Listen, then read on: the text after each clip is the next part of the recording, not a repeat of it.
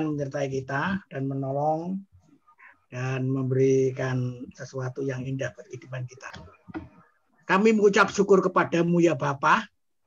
Jikalau malam ini Engkau masih memberikan kesempatan yang indah untuk kehidupan kami sehingga kami boleh bersama-sama walaupun melalui suatu peralatan, namun demikian inilah sesuatu yang indah buat kehidupan kami karena melalui fasilitas ini Engkau akan membawa kehidupan kami melalui hamba-Mu untuk kami mengerti dan mengenalkan firman-Mu. Itu sebabnya kami menyerahkan kehidupan kami dalam tangan kasih kemurahan-Mu dan juga hamba-Mu yang akan membawa kami untuk mengenal dan mengerti, Engkau urapi sehingga kami boleh Engkau tuntun dan Engkau bawa mengenal dan mengerti akan firman-Mu. Hanya di dalam nama Tuhan Yesus Kristus, Kepala Gereja, mulai prasurgawi, kami mengucap syukur dan kami sambut firman-Mu. Haleluya.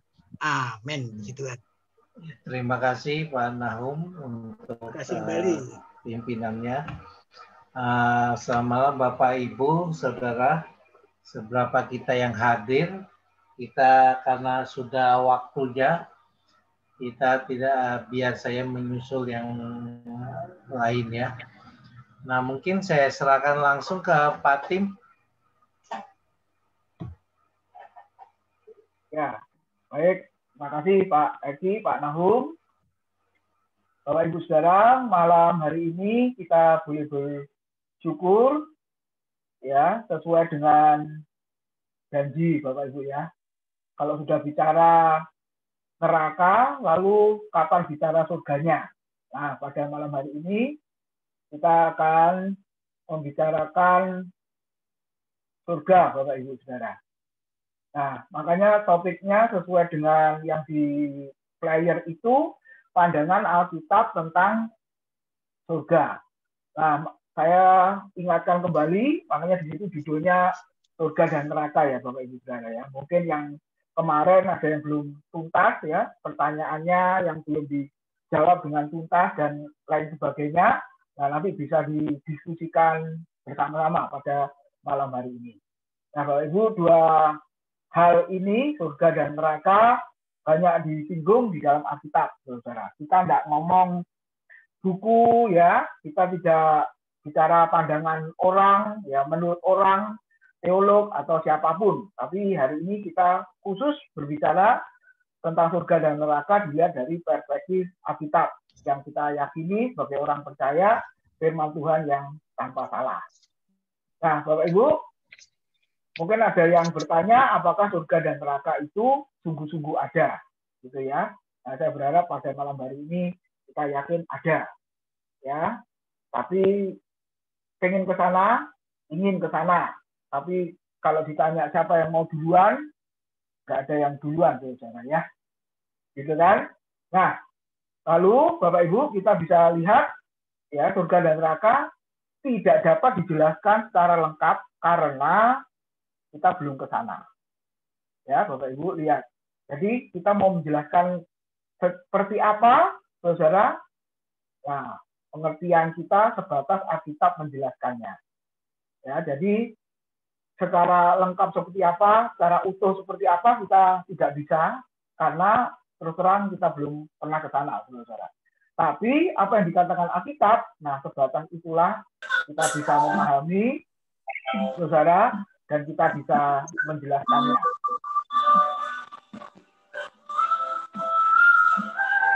Ya, maaf ini punya siapa ya? Ini Yudisti ya? Di mute Bu, musiknya kedengaran. Oh iya, iya maaf. Ya, kita lanjutkan. Terima kasih Bu Yudhistia. Nah, jadi pengertian kita sebatas Alkitab menjelaskannya. Dan yang terpenting ini yang harus diingat bahwa Ibu Yohanes 3:13 mengatakan tidak ada seorang pun yang pernah naik ke surga kecuali dia yang turun dari surga, yaitu anak manusia. Hanya Yesuslah yang berasal dari surga. Karena dia berasal dari sana, Bapak Ibu Saudara, maka apa yang dikatakan, apa yang diajarkan menurut Alkitab, nah kita pelajari, kita yakini, Bapak Ibu. Lalu pandangan secara umum, nah orang berkata kematian adalah akhir dari segalanya. Jadi surga dan neraka otomatis tidak ada. Yang kemarin ya, anjil itu ya, saudara-saudara ya. Jadi kematian adalah akhir dari segalanya, jadi surga dan neraka otomatis tidak ada. Nah, kalau orang punya pandangan seperti ini, enak benar ya, aman gitu, saudara ya. Karena setelah kematian, ya sudah, nggak ada apa-apa lagi, karena kematian itu adalah akhir dari segalanya. Tapi apakah benar menurut Alkitab seperti itu? Lalu yang kedua, nah ini yang dibicarakan kemarin ya, ada yang menjelaskan surga dan neraka adalah suasana dan dapat dialami sekarang ini. Dalam arti apa saudara? Kalau surga itu suasana yang penuh sukacita, kedamaian, lalu kalau neraka suasana yang sebaliknya, penuh penderitaan, tangisan, dan air mata. Nah, gara-gara lagu lama itu bagaimana saudara? Suasana surga turunlah gitu ya. Suasana surga turunlah. Terus kami berbakti padamu, suasana surga turunlah. Nah, gara-gara lagu itu apa saudara?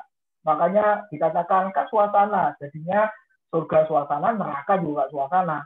Di rumah tangga juga bisa, di pelayanan, di gereja juga bisa. Kenapa? Kalau suasananya enak dan sejahtera, itu suasana surga. Tapi kalau sebaliknya, penuh dengan penderitaan, wah itu suasana neraka terjadi dalam kehidupan kita. Nah, Bapak Ibu, ini ya pandangan yang kedua. Surga dan neraka adalah suasana dan dapat dialami sekarang ini. Lalu pandangan yang ketiga, Bapak Ibu. Setelah kematian itu bersifat roh. Nah, Pengkhotbah 12 ayat 7, manusia kembali menjadi debu tanah dan roh kembali kepada Allah yang menciptakannya. Nah, saudara lihat, kalau yang namanya roh kan tidak perlu tempat dan apakah roh itu dapat merasakan sesuatu. Nah, Bapak Ibu, lihat ya, pikirkan itu. Kalau namanya roh, ya kan nggak perlu tempat. Di mana-mana dia bisa ada kan, dia bisa hadir kan begitu namanya roh. Jadi nggak perlu tempat, lalu dan kalau ditanya lebih detail lagi, apakah roh itu dapat merasakan sesuatu?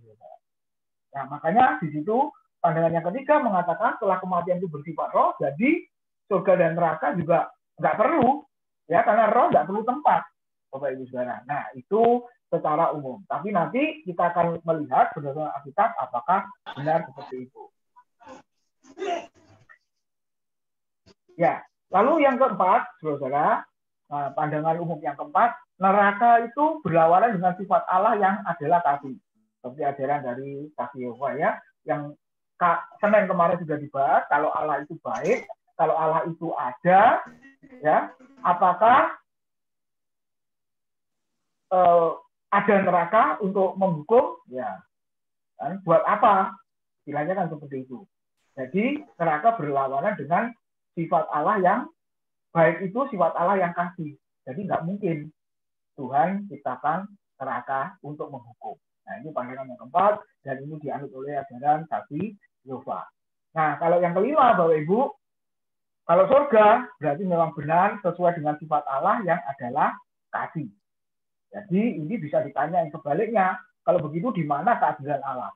Kalau orang berdosa, orang jahat pun masuk surga, nah ini kan justru menunjukkan apa? Ketidakadilan. Nah, itu 5 pandangan secara umum seperti itu, Bapak Ibu. Pertanyaannya benarkah? Apakah sesuai dengan Alkitabkah? Nah, mari kita renungkan bersama-sama. Nah, saudara, dari kata Ibrani Gehinom, kata Yunaninya Gehenna, itu yang diterjemahkan neraka. Nah, sebenarnya asal-usul kata ini adalah dari keadaan di sebuah lembah di selatan Yerusalem, tempat di mana orang-orang mempersembahkan anak-anak sebagai persembahan kepada dewa Molok atau dewa bangsa Amon pada zaman Raja Ahaz dan Manase. Nanti dibaca 2 Raja 16 ayat 3 dan pasal 21 ayat 6, serta Yeremia 32 ayat 35. Nah, di situ tempat pembakaran, Bapak Ibu ya, pembakaran manusia yang dipersembahkan kepada dewa Molok itu. Nah, asal mulanya kata neraka dari sana, Bapak Ibu. Nah, ancaman penghakiman telah berulang kali diberikan kepada Israel karena lembah yang penuh dosa tersebut. Di lembah ini pula, mereka yang menolak Israel, saudara, dihukum dan dibakar. Itulah sebabnya lembah ini menjadi tipologi atau gambaran dari dosa dan kutukan, dan karena itu pula kata Gehenna atau neraka dipakai sebagai gambaran untuk api neraka yang kekal dan tempat bagi penghukuman akhir. Nah, Bapak Ibu, yang pertama yang kita renungkan, saudara, di Alkitab terutama Tuhan Yesus. Itu membahas sangat banyak. Ya, saya kutip dari buku Anthony Hoekema dengan judul Alkitab dan Akhir Zaman. Nah, beliau juga mengutip buku Hari Baik itu, Doctrine of Eternal Punishment. Itu ya. Nah, jadi ditulis seperti ini. Fakta bahwa juru selamat yang penuh kasih dan bijaksana. Tidak ada suara Pak Tim. Oh, dan maaf. Suaranya. Saya punya jelas kok. Di saya jelas Pak. Volumenya Pak Andreas, coba dibesarin Pak. Yang lain juga jelas Pak. Oh, makasih. Suaranya Pak Andreas, volumenya tolong dibesarin. Mungkin dari situ, karena yang lain jelas ya. Jelas suara. Oke, terima kasih. Nah, mari kita lanjutkan Bapak Ibu. Jadi, fakta bahwa juru selamat yang penuh kasih dan bijaksana banyak berbicara tentang neraka, lebih daripada semua tokoh lain dalam Alkitab, jelas membuat kita harus berpikir tentang doktrin penghukuman kekal atau neraka. Mari kita lihat saudara, buktinya. Oke, sebelum Yesus, yang pertama dulu, yaitu ajaran dari Yohanes Pembaptis. Nah, itu ada di ayat Matius pasal yang ke-3, ayat 11, sampai dengan ayat yang ke-12. Ya, di situ dikatakan, api yang tidak terpadamkan. Nah, bunyinya seperti ini. Aku membaptis kamu dengan air sebagai tanda pertobatan, tetapi ia, yaitu Yesus yang datang kemudian daripadaku, lebih berkuasa daripadaku, dan aku tidak layak melepaskan kasutnya. Yesus akan membaptiskan kamu dengan Roh Kudus dan dengan api. Nah, kata Yunaninya itu dan kai itu artinya apa? Kamu ini punya siapa ya? Tolong di-mute semua Bapak Ibu supaya ya, terima kasih.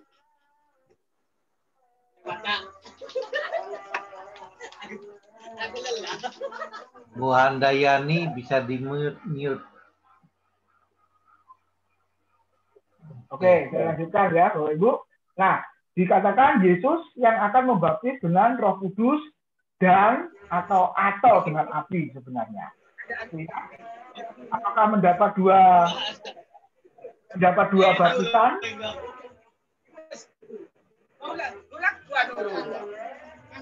Sebentar. Dari host di-mute aja semua.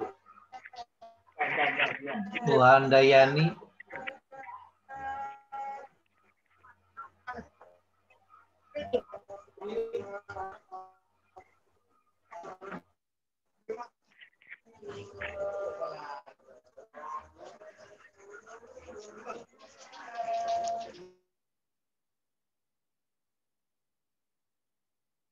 Oke, jelas ya, Bapak Ibu?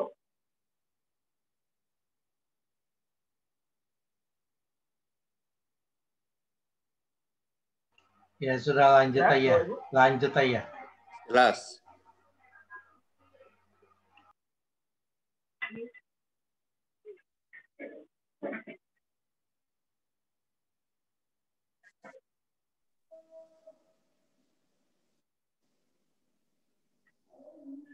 Halo, jelas ya Bapak Ibu Saudara?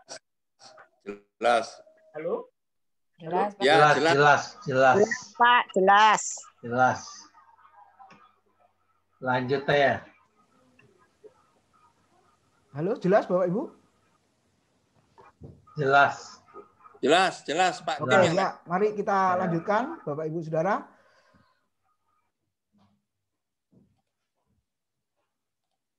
Oke, saya lanjutkan, maaf. Ya, jadi Yesus yang akan membaptis dengan Roh Kudus dan dengan api. Seolah-olah ada dua ya, Bapak Ibu ya. Tapi sebenarnya bisa diterjemahkan Yesus akan membaptis dengan Roh Kudus atau dengan api. Lalu ayat yang ke-12. Alat penampi sudah di tangannya, ia akan membersihkan tempat pengerikannya dan mengumpulkan gandumnya ke dalam lumbung, tetapi debu jerami itu akan dibakarnya dalam api yang tidak terpadamkan. Jadi saudara-saudara, baptisan Roh Kudus itu apa? baptisan api itu apa? Nah, itu dua hal yang sangat berbeda. Memang ada yang menyamakan antara baptisan Roh Kudus dan baptisan api. Tapi kalau Bapak Ibu lihat ayat di atasnya, maka orang yang percaya Yesus mendapat baptisan Roh Kudus, dan orang yang tidak percaya Yesus seperti orang Farisi ya, ahli Taurat ayat-ayat di atasnya itu yang menolak ketuhanan Kristus mendapatkan baptisan api. Apa itu baptisan api? Bukan baptisan penderitaan di dunia ya, bukan. Sebenarnya baptisan api itu artinya ayat yang ke-12 yaitu apa? Api yang tidak terpadamkan. Puria kata Yunaninya. Lalu apa api yang tidak terpadamkan? Neraka atau Bapak Ibu ya. Nah, jadi sebenarnya boleh diterjemahkan ia akan membaptiskan kamu dengan Roh Kudus atau dengan api. Kalau percaya Yesus dapat baptisan Roh Kudus, kalau tidak percaya Yesus dapat baptisan api. Nah, sekarang Tuhan Yesus Bapak Ibu. Matius 5 ayat 22 ya dikatakan ke dalam neraka yang menyala-nyala. Ada istilah seperti itu. Aku berkata kepadamu, setiap orang yang marah terhadap saudaranya harus dihukum. Siapa yang berkata kepada saudaranya kafir harus dihadapkan ke mahkamah agama, dan siapa yang berkata jahil, perhatikan, harus diserahkan ke dalam neraka yang menyala-nyala. Gak cepat karena ini bicara ayat saja ya. Lalu yang kedua Matius 5 ayat 29 Bapak Ibu. Di situ dikatakan, maka jika matamu yang kanan menyesatkan engkau, cungkilah dan buanglah itu, karena lebih baik bagimu jika satu dari anggota tubuhmu binasa daripada tubuhmu dengan utuh dicampakkan ke dalam neraka. Lalu yang ketiga Matius 5:30, dan jika tanganmu yang kanan menyesatkan engkau, penggalah dan buanglah itu, karena lebih baik bagimu jika satu dari anggota tubuhmu binasa daripada tubuhmu dengan utuh masuk neraka. Lalu yang keempat, Matius 13 ayat 41-42, diistilahkan dapur api, tempat ratapan dan kertakan gigi. Anak manusia akan menyuruh malaikat-malaikatnya, dan mereka akan mengumpulkan segala sesuatu yang menyesatkan, dan semua orang yang melakukan kejahatan dari dalam kerajaannya. Semuanya akan dicampakkan ke dalam dapur api, di sanalah akan terdapat ratapan dan kertakan gigi. Lalu berikutnya, Matius 18 ayat 8 dan 9, bagian yang kelima, istilahnya api kekal. Jika tanganmu atau kakimu menyesatkan engkau, penggalah dan buanglah itu, karena lebih baik bagimu masuk ke dalam hidup dengan tangan kudung atau timpang, daripada dengan utuh kedua tangan dan kedua kakimu dicampakkan ke dalam api kekal. Dan jika matamu menyesatkan engkau, cungkilah dan buanglah itu, karena lebih baik bagimu masuk ke dalam hidup dengan bermata satu daripada dicampakkan ke dalam api neraka dengan bermata dua. Lalu berikutnya Matius 25:30 ya, bagian yang ke-6. Istilahnya kegelapan yang paling gelap di situ. Dan campakkanlah hamba yang tidak berguna itu ke dalam kegelapan yang paling gelap. Di sanalah akan terdapat ratap dan kertak gigi. Lalu berikutnya Markus 9:43-48 dikatakan neraka api yang tak terpadamkan. Dan jika tanganmu menyesatkan engkau, penggalah, karena lebih baik engkau masuk ke dalam hidup dengan tangan kudung daripada dengan utuh kedua tanganmu dibuang ke dalam neraka, ke dalam api yang tak terpadamkan. Di tempat itu ulatnya tidak akan mati dan apinya tidak akan padam. Dan jika kakimu menyesatkan engkau, penggalah, karena lebih baik engkau masuk ke dalam hidup dengan timpang daripada dengan utuh kedua kakimu dicampakkan ke dalam neraka. Lalu, saudara-saudara, di tempat itu ulatnya tidak akan mati dan apinya tidak akan padam. Dan jika matamu menyesatkan engkau, cungkilah, karena lebih baik engkau masuk ke dalam kerajaan Allah dengan bermata satu daripada dengan bermata dua dicampakkan ke dalam neraka, di mana ulat-ulat bangkai tidak mati dan api tidak padam.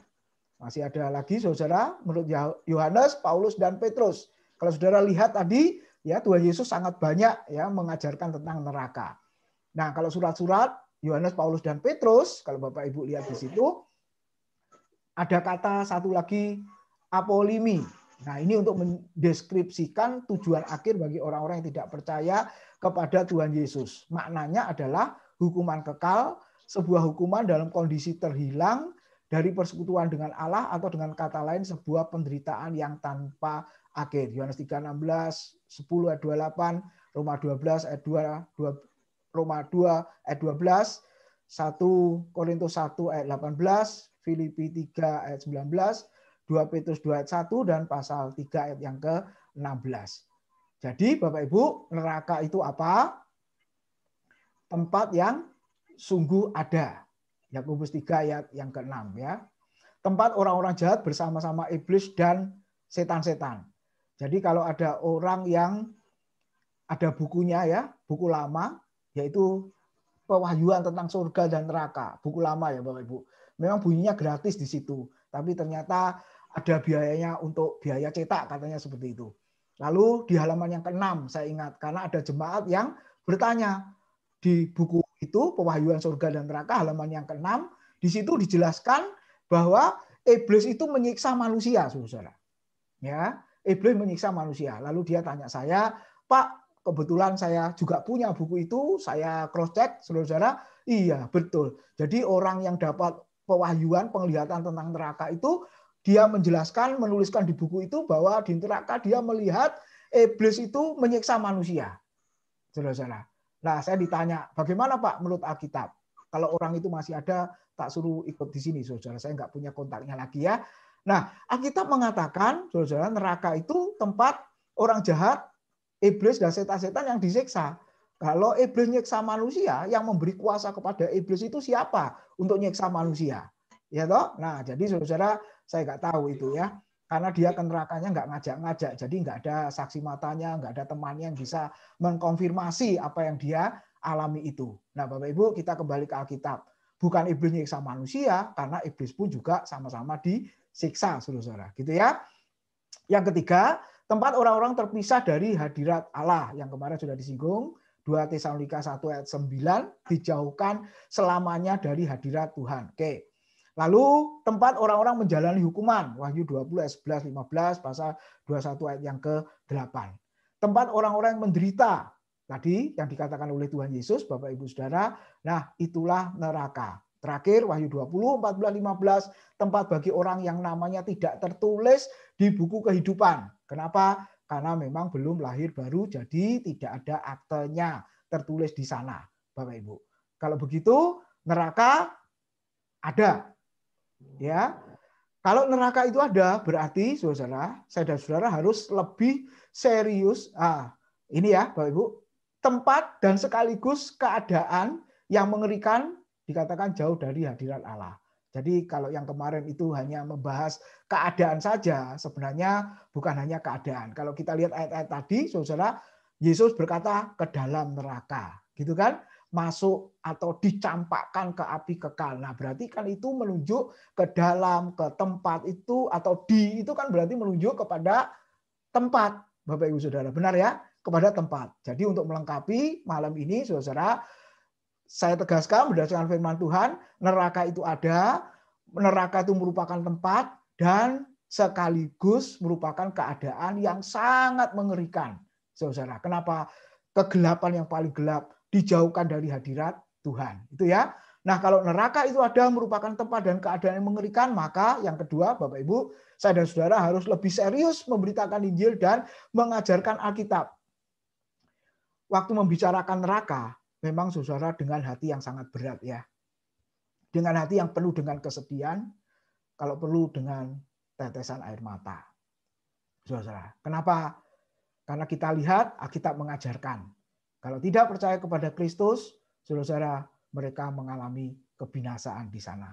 Jadi saudara, walaupun dengan berat hati, walaupun dengan penuh kesedihan, walaupun dengan tetesan air mata, saya dan saudara harus tetap memberitakan, mengajarkan itu.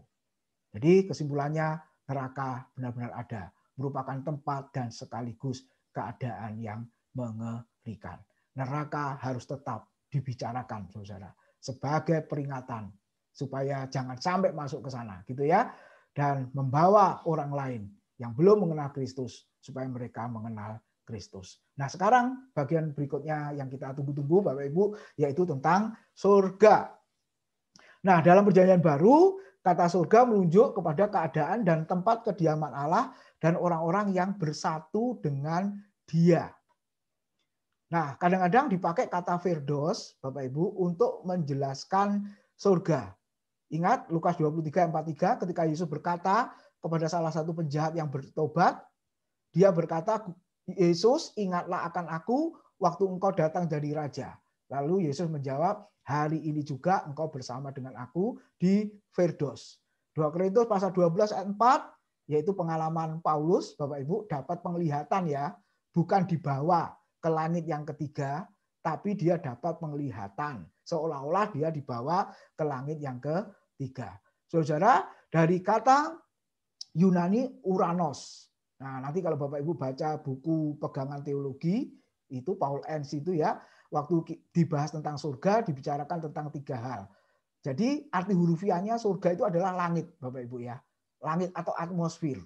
Ya. Jadi langit pertama itu atmosfer yang melindungi bumi. Lalu langit yang kedua itu adalah bertempatnya benda-benda angkasa itu loh Bapak Ibu. Dan langit yang ketiga, nah ini yang dilihat oleh Paulus dan dia dibawa ke sana, itu adalah tempat kehadiran Tuhan atau tempat Tuhan ada di sana atau tempat kediaman Tuhan. Jadi benar ketika Paulus mengungkapkan aku dibawa ke langit yang ketiga. Ya, itu para ilmuwan juga menyadari bahwa langit atmosfer itu bertingkat-tingkat loh Bapak Ibu ya, berlapis-lapis untuk melindungi bumi kita ini. Nah, itu yang dipakai oleh Paulus di sana. Matius 6 dikatakan tempat kediaman Allah. Waktu Yesus mengajarkan para murid berdoa, karena itu berdoalah demikian, Bapa kami yang di surga, dikuduskanlah namamu dan seterusnya. Lalu yang kedua Matius 25 ayat 21, tempat kebahagiaan.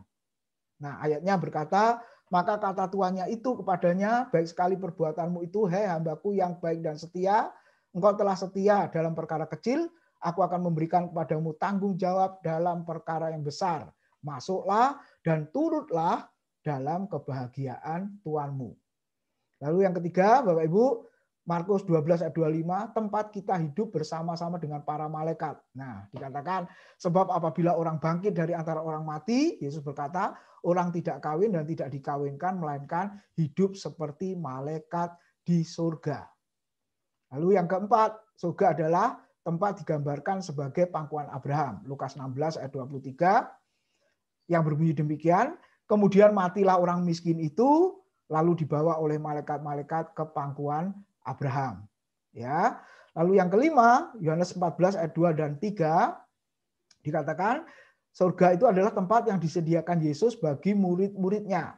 Ayatnya berkata, di rumah Bapakku banyak tempat tinggal. Jika tidak demikian, tentu aku mengatakannya kepadamu. Sebab aku pergi ke situ untuk menyediakan tempat bagimu. Dan apabila aku telah pergi ke situ dan telah menyediakan tempat bagimu, aku akan datang kembali dan membawa kamu ke tempatku, supaya di tempat di mana aku berada, kamu pun berada. Kalau kita lihat, saudara, orang percaya akan menikmati persekutuan yang kekal bersama dengan Kristus. Kalau yang neraka tadi gambarannya adalah dijauhkan dari hadirat Allah, terpisah selamanya ya di dalam persekutuan dengan Allah. Tapi kalau surga dikatakan apa, saudara? Selamanya bersekutu bersama dengan Tuhan. Makanya Tuhan tadi berkata apa? Supaya di mana aku berada, kamu pun berada. Itu kontras ya, Bapak Ibu ya.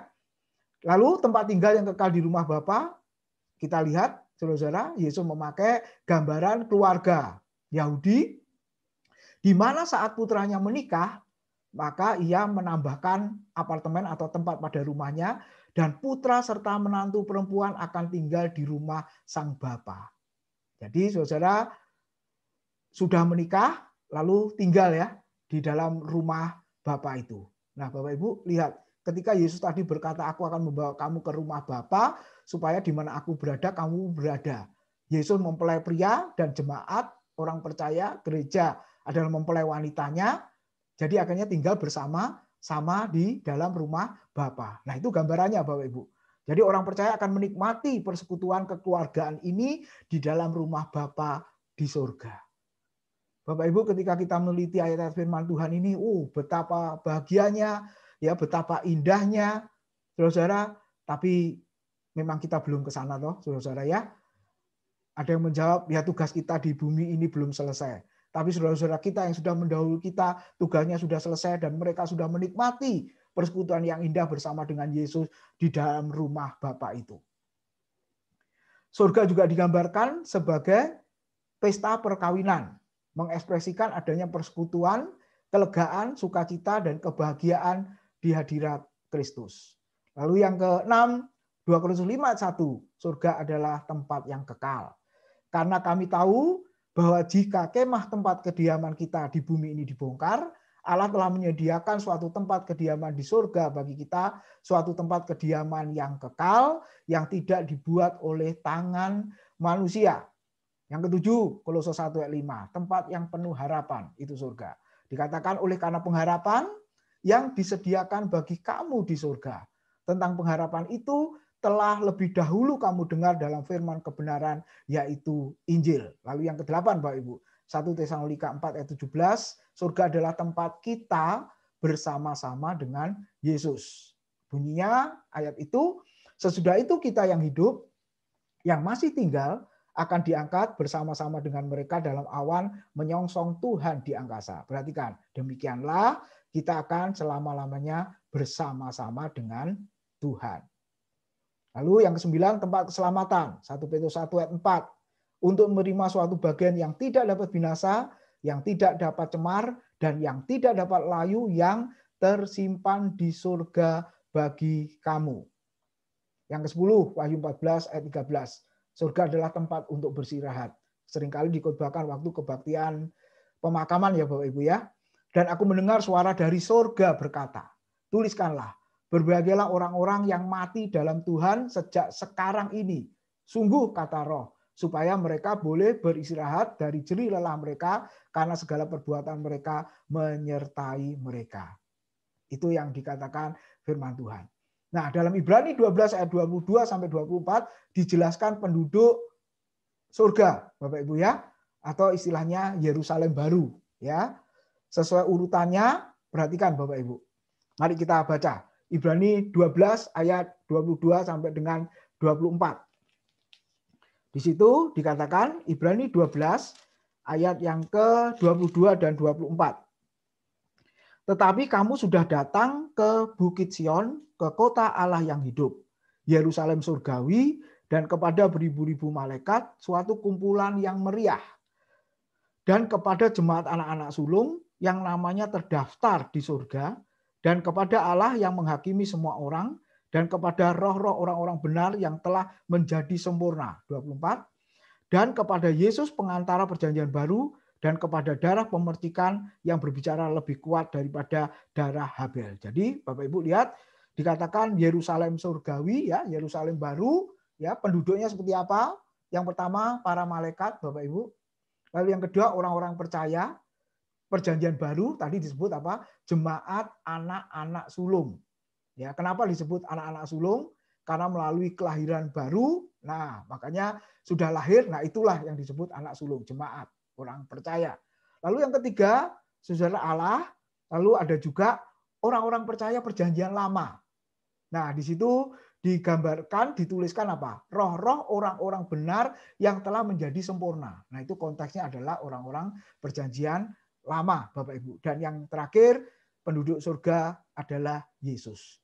Jadi Bapak Ibu, tunggulah suatu saat kita akan di sana dan bertemu dengan malaikat, kumpulan orang percaya, saudara, orang-orang perjanjian lama juga, Allah dan juga Yesus bersama-sama di sana. Lalu kalau kita lihat di situ, saudara ya, orang yang sudah lahir baru atau percaya kepada Tuhan Yesus, jawabannya adalah kalau meninggalkan dunia ini langsung ke surga. Nah, ini data satu-satunya, saudara, yang seringkali ditanyakan. Lah kalau bayi itu bagaimana, Pak? Nah, seringkali kan ditanya seperti itu ya.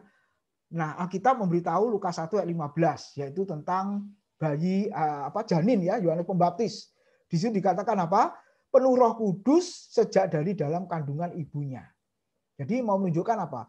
Bahwa ada bayi-bayi yang apa dikatakan di situ ya, penuh Roh Kudus, istilahnya ya lahir baru gitu ya, saudara-saudara ya, yang diselamatkan.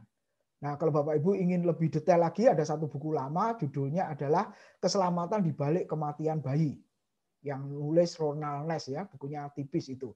Nah, di situ dikategorikan bayi umur berapa, lalu anak-anak idiot dan lain sebagainya itu kemana. Nah, di situ ada penjelasannya, walaupun apa istilahnya, pemikiran dari sang penulis ya Bapak Ibu.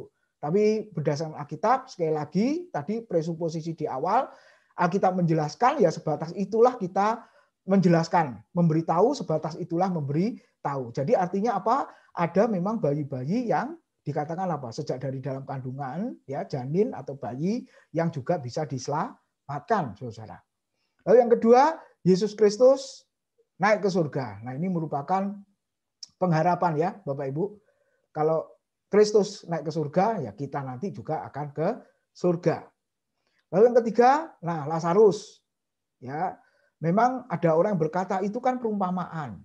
Bapak Ibu ya, itu ajaran Tuhan Yesus dalam bentuk perumpamaan. Kita juga sudah membahas perumpamaan walaupun belum selesai. Tapi jangan lupa di pendahuluan saya sudah sampaikan bahwa perumpamaan itu memang ada yang bukan kisah nyata, perumpamaan ada yang berbentuk cerita, tapi ada juga perumpamaan yang berbentuk apa? Kisah nyata ya, kisah nyata. Sekaligus kisah nyata. Seperti Yesus mengutuk pohon ara, itu perumpamaan juga sekaligus kisah nyata. Lalu yang soal Lazarus dan orang kaya itu perumpamaan tapi mengandung kebenaran, mengandung pesan penting di sana. Dan itu Yesus membicarakan tentang kehidupan setelah kematian. Lukas 16 ayat 19 sampai dengan ayat yang ke-23. Lalu yang keempat, saudara, salah satu penjahat tadi yang bertobat bersama-sama aku, bersama Yesus di dalam Firdaus. Lalu Paulus, Filipi 1:21 sampai 24 dikatakan apa? Diam bersama-sama dengan Kristus. Di mana diam bersama-sama dengan Kristus? Tentunya di surga. Lalu Yohanes 5 ayat 24 disitu dikatakan, aku berkata kepadamu, sesungguhnya barang siapa mendengar perkataanku dan percaya kepada Dia yang mengutus aku, ia mempunyai hidup yang kekal dan tidak turut dihukum, sebab ia sudah pindah dari dalam maut ke dalam hidup. Yohanes 10 ayat 27 sampai 29, domba-dombaku mendengarkan suaraku dan aku mengenal mereka dan mereka mengikut aku. Dan aku memberikan hidup yang kekal kepada mereka dan mereka pasti tidak akan binasa sampai selama-lamanya dan seorang pun tidak akan merebut mereka dari tanganku.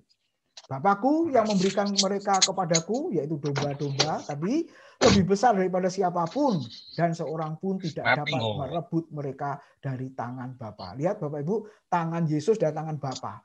Ya, domba-dombanya, orang-orang yang percaya kepada Dia dikatakan dijamin kepastiannya akan kehidupan yang kekal, seolah-olah digambarkan ada dalam genggaman tangan Tuhan Yesus dan genggaman tangan Bapa yang sangat kuat, di mana tidak ada seorang pun yang bisa merampasnya, termasuk iblis pun tidak bisa merampasnya, saudara-saudara. Nah, ini bicara soal jaminan yang diberikan Tuhan kepada kita. Nah, sekarang kalau di dalam kekekalan, Bapak Ibu, kita lihat ada tubuh dengan kualitas yang berbeda. Nah, tentunya Bapak Ibu nanti baca di 1 Korintus pasal 15 ya. Di ayat yang ke-37, Bapak Ibu. Coba kita lihat. Harus melihat bagian ini, saudara. Di dalam 1 Korintus pasal yang ke-15, ayat yang ke-37, berkata seperti ini. Dan yang engkau taburkan bukanlah tubuh tanaman yang akan tumbuh, tetapi biji yang tidak berkulit, semua umpamanya biji gandum atau biji lain. Ya. Ayat 38, tetapi Allah memberikan kepadanya suatu tubuh seperti yang dikehendakinya. Ayat 38. Ia memberikan kepada tiap-tiap biji tubuhnya sendiri. Jadi ini perumpamaannya, saudara-saudara, tubuh dengan kualitas yang berbeda dengan tubuh kita sekarang ini, saudara. Nah, nanti di dalam kekekalan, maka firman Tuhan mengatakan diberi tubuh yang dikehendakinya. Nah, jadi anggapan umum tadi yang mengajarkan bahwa nanti di dalam kekekalan itu wujudnya roh, Bapak Ibu, sesuai dengan ayat ini ya, karena di dalam kekekalan bukan hanya roh, tapi ada tubuh yang dikehendakinya yang diberikan. Lalu yang kedua, saudara, 40 sampai 41, ya, saya baca, ada tubuh surgawi dan ada tubuh duniawi. Tetapi kemuliaan tubuh surgawi lain daripada kemuliaan tubuh duniawi. 41, kemuliaan matahari lain daripada kemuliaan bulan, dan kemuliaan bulan lain daripada kemuliaan bintang-bintang, dan kemuliaan bintang-bintang yang satu berbeda dengan kemuliaan bintang yang lain. Yang kedua, saudara, bentuknya dikatakan tubuh kemuliaan. Digambarkan kemuliaan surga yang berbeda dengan kemuliaan neraka. Maknanya kualitasnya dikatakan berbeda. Makanya kalau dikatakan tempat, saudara, berarti bukan hanya roh kan, berarti harus ada tubuh. Nah, tubuhnya seperti apa? Tubuh yang dikehendakinya. Dan tubuhnya seperti apa? Tubuh kemuliaan di situ dikatakan. Di surga juga pakai tubuh kemuliaan, di neraka juga pakai tubuh kemuliaan, saudara. Ketika mengalami siksaan, menderita, yang satu di surga mengalami sukacita dan kebahagiaan bersama dengan Tuhan. Yang bisa merasakan apa? Tubuh kan, saudara.